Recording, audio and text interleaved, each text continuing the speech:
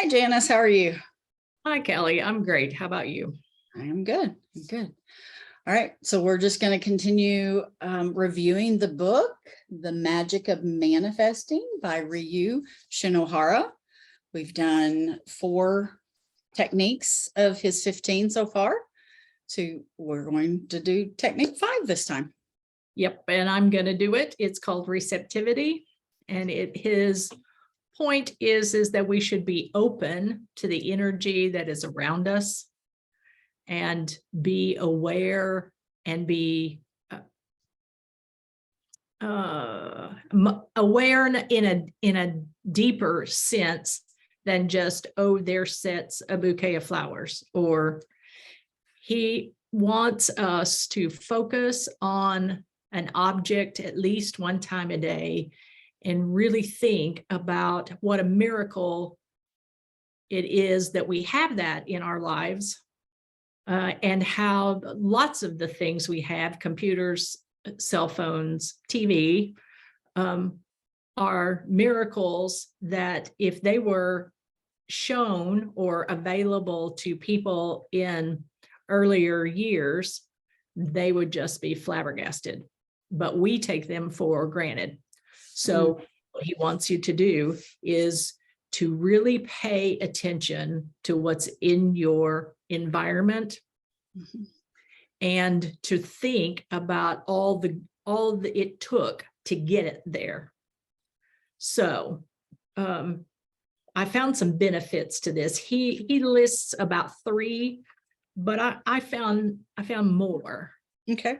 So it increases our ability to be in the present, which is vitally important. Vitally important. It increases our level of awareness. Okay. It increases our appreciation for things and people outside ourselves.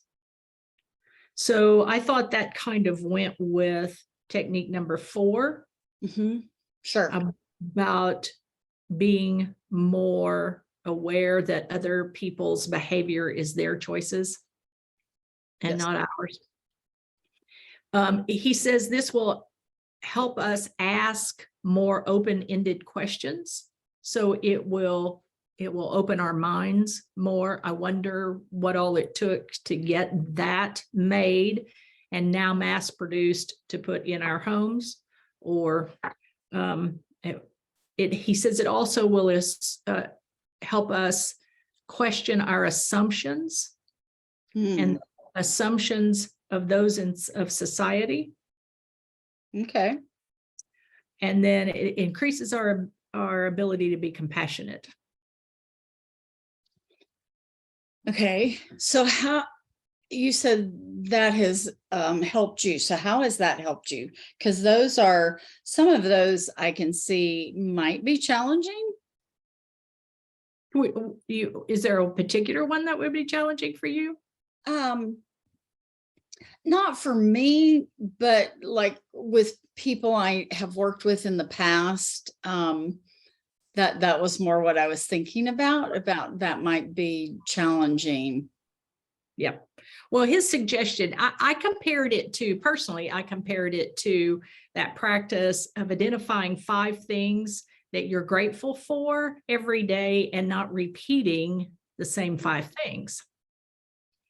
He only wants us to do 1 and to really pay attention and to think about that 1 item or that 1 person. So what I thought about in my life was, after I read this, I used my bank app to move some money around and to pay some bills. And I thought, oh, my stars. I mean, I'm old enough that I would have to have written a check and put a stamp on it and put it in the mailbox and yada, yada, yada. Or I'd have to go to the bank and move money from one account to another account. And what an amazing thing that app is. And then I started thinking about, well, there's Cash App and there's Venmo and, and there's all kinds of ways now for us to manage our money and save us time. Right. So that was one thing in my environment. And I thought, I have no clue what it takes to really put that into play, because to me, that's intangible and, it's theoretical. And I couldn't wrap my head around how, but I was grateful for it. Sure. Less. And then when it came to the example that I thought of, when it came to a person, my oldest granddaughter was born early and she only weighed 3 pounds. Oh. So she spent a month in the NICU. Wow. But now she's 19 and she's healthy and there are no problems. But I thought to really think about all the number of people who touched her life that month she was in the NICU. Sure. And how those people had to learn all that they knew, all the techniques and all the treatments that they knew to help her grow and be viable and be able to come home.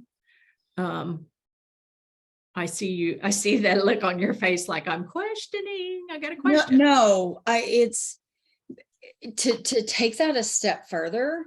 Mhm. Not only all those people, but the amount of time Mhm. they spent in school learning what they knew to be able to save her.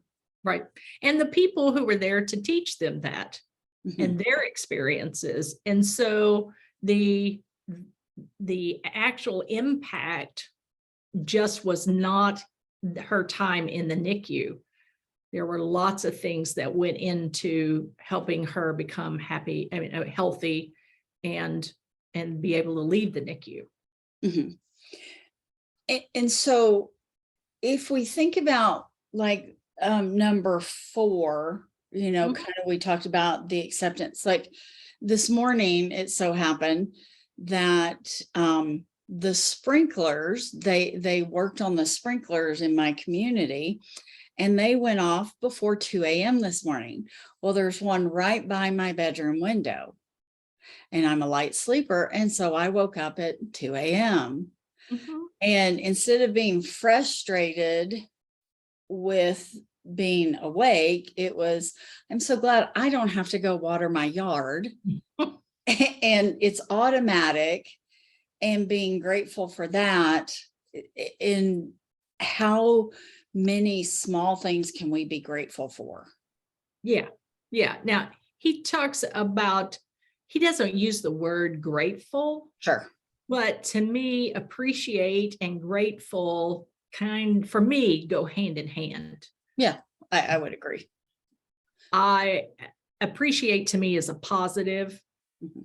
and being grateful is a positive. And so I found when I did that 5 things a day practice is that it finally got down to little bitty things, like I'm grateful that the trees turned beautiful colors this fall. That was back when I was doing that, and that I get to enjoy those. Mhm. So I took this whole thing, this whole technique, to be another opportunity for us to open ourselves up and be more compassionate and be more positive than negative. So to me, it built on the number 1 technique of sticky thoughts. Yeah. And it helps us, I think, with number 4. It builds on number 4 of being aware of your emotions. Sure. So that, to me, that's the technique. You got anything to add to that? I don't think I do. I do like being appreciative of 5 things. I've not actually done that. I tend to be grateful, but I haven't identified those gratefulness. Like I have a little neoprene thing to help me open jars. Yeah, I have one of those too. Yeah. I've never really said, I'm so grateful that someone had the creativity to design this that makes opening things easy for me. Right. Right. Me too. Yeah. Too. So that would be interesting. And I think I know he identified being grateful for one thing, but I like, more than one, because I don't know, it seems like it changes your focus quicker. I don't know if that's true. But if I'm only grateful for one thing a day, how long is it going to take for my attitude of gratefulness or appreciation to shift versus looking at multiple things a day? Well, and you could take it and build on it. You could start with one thing and use clock time. He talks about clock time. Use clock time to say, I'm going to concentrate on this item or this opportunity or whatever for 3 minutes. And then tomorrow I'm going to pick 2 things and use that same 3 minutes. I just think that we don't have to go from 0 to Mach 1 with our hair on fire. Right. That we could start with one and put another one in it on day 2. I think you said that for me because you know me. No, I say it for myself. I also, yes, it is true for you. That's true. It is true for you. But even like electricity. Yep. I'm so grateful for electricity. I'm grateful for air conditioning in our area in the summertime. I cannot imagine. Yes. I cannot imagine. Absolutely. Yes. So it's getting outside of ourselves and really being appreciative of the things that are, because this is about changing ourselves. Right. Oh. Opening ourselves up and being, I think, ultimately more positive and less judgmental. Mm-hmm. So it goes back to Acceptance. The first technique, which is, spending more time with positive sticky thoughts than negative sticky thoughts. Because when you just said that, I was thinking if you had like the image of a pyramid, you could start with technique 1 and then it's going to build, because they didn't build pyramids top down, they went bottom up. And so this is the goal, is for us to get to the life we want to have. Mm-hmm. And since we put in it, what we put out is what we get back. It helps us put better things out so that we get better things back. And I think this is a good place to talk about, I know the name of the book is The Magic of Manifesting. Mm-hmm. It's not about things. No. And I use that as a word that encompasses. Right. Because when people think about manifesting, they think about a new car or, yes. Which is fine. Yeah. There's nothing wrong with that. This is about a person being able to create the life they want, mm-hmm. because they have the ability within themselves to do that. Right. Yeah. Instead of depending on someone else and expecting someone else. Yep. And then getting mad when they don't do it. Yeah. Exactly. All right. Now, what is technique 5 again? Receptivity. Okay. Being receptive. Yep. Being receptive. All right. So next time we'll move on to technique 6. We will. And technique 6 is called detaching from conditioning. Yes. So growth. Stretch. Yeah. All right. Be sure and like and subscribe, and we will see you next time. All right. Bye, Kelly. Bye. Have a good week. You too.